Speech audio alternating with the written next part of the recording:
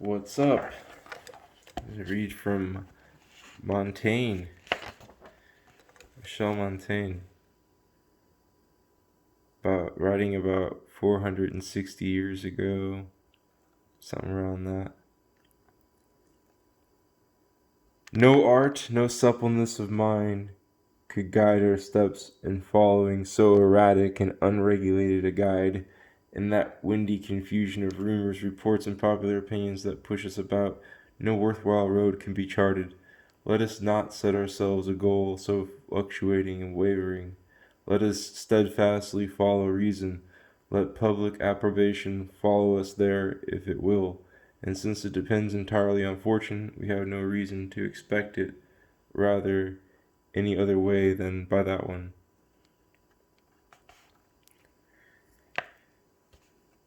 Random quote.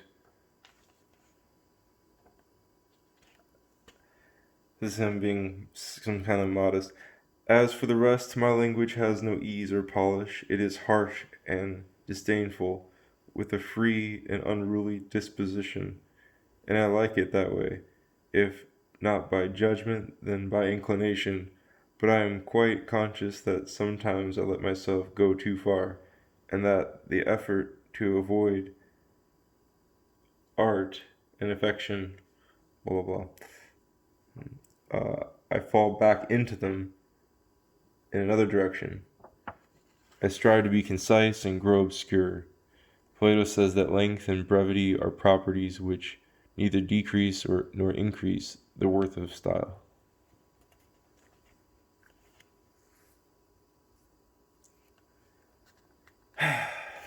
Gentlemen, do not consider whether I speak freely, but whether I do so without accepting anything and thereby serving my private interests. So-and-so said to so-and-so back in the day. If it were up to me to train myself in my own fashion, there is no way so good that I should not want to be fixed, in it and unable to break loose. Life is an uneven, irregular, and multiform movement. We are not friends to ourselves, and still less masters. We are slaves. If we follow ourselves incessantly and are so caught in our inclinations that we cannot depart from them or twist them about.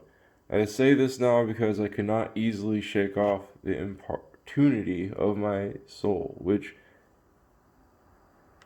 cannot ordinarily apply itself unless it becomes wrapped up in a thing, or be employed unless with tension and with its whole being.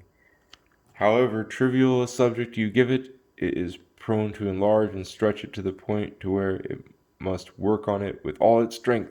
For that reason, its idleness is a painful occupation for me, and bad for my health.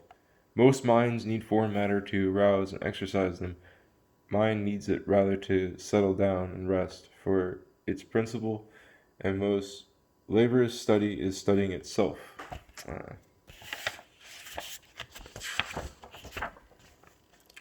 For a slave, I must be only to reason. Quote, to surrender and throw down his arms before truth as soon as he perceives it, whether it be found in the hands of his opposition or in himself through reconsideration.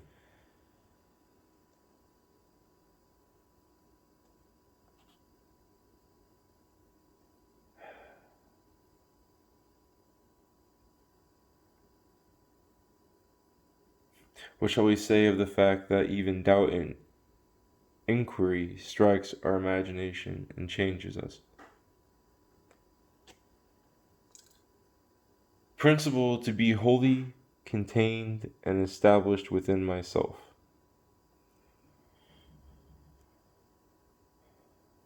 The least strained and most natural ways of the soul are the most beautiful.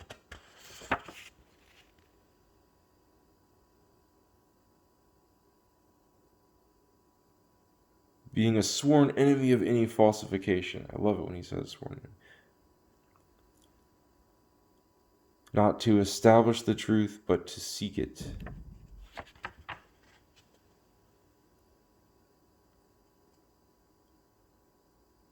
To declare the measure of my sight, not the measure of things. He asks, I'll have to find it. She treats the matter not according to itself, but according to herself. Talking about the soul.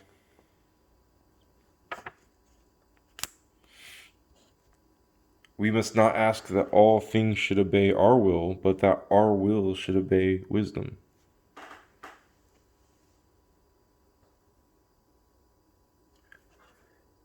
Bad is the plan that never can be changed. Think about irresolution.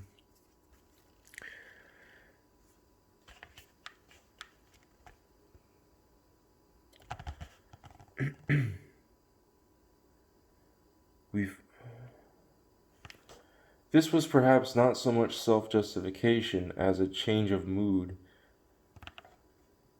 nor so much his natural valor as fresh spite.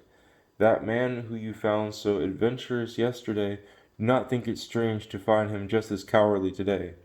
Either anger or necessity, or company or wine, or the sound of a trumpet had put his heart in his belly.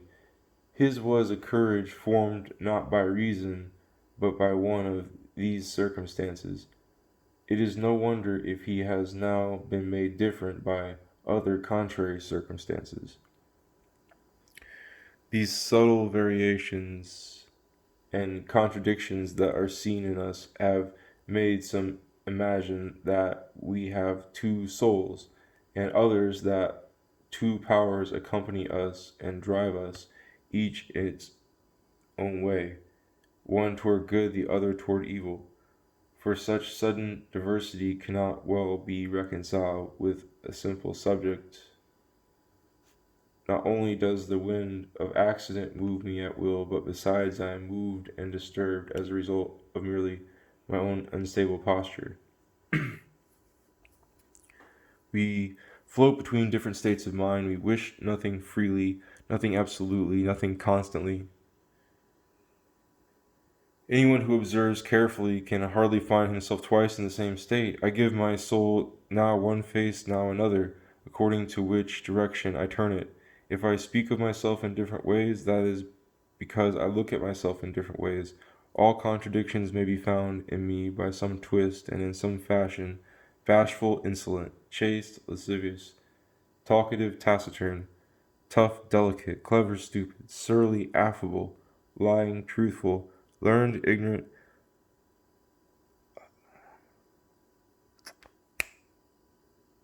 liberal,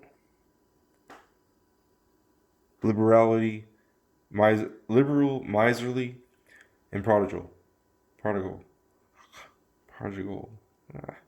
All this I see in myself to some extent according to how I turn, and whoever studies himself really attentively finds in himself, yes, even in his judgment, this gyration and discord.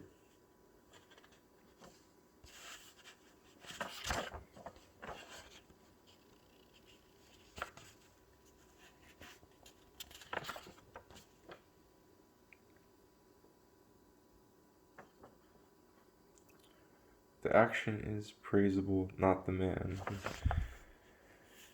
Is also evidence of the unevenness of his temper. Our actions are nothing but a patchwork.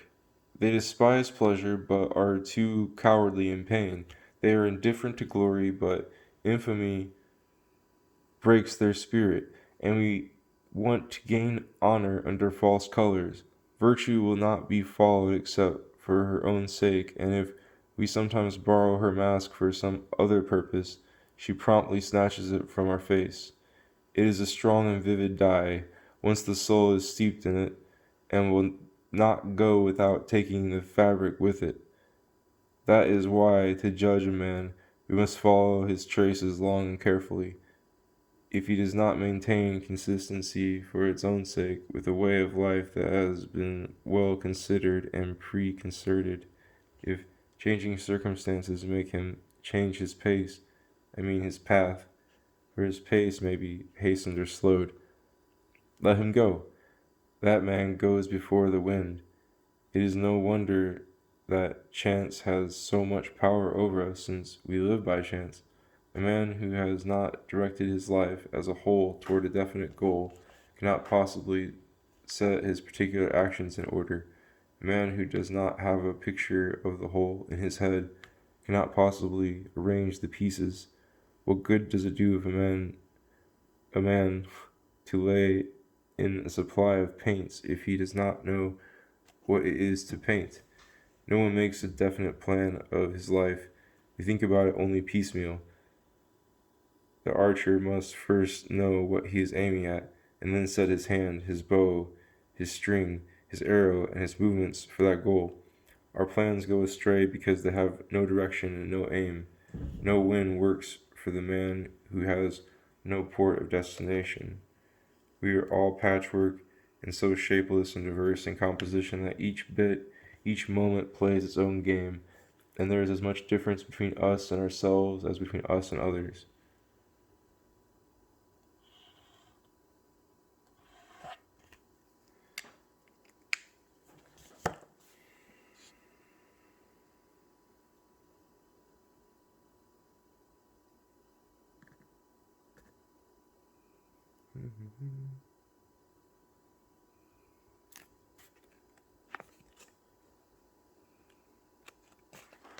One second. Okay, so the last quote is I cannot believe that meanness of understanding can do more than vigor, or that the effects of reason could not match the effects of habit.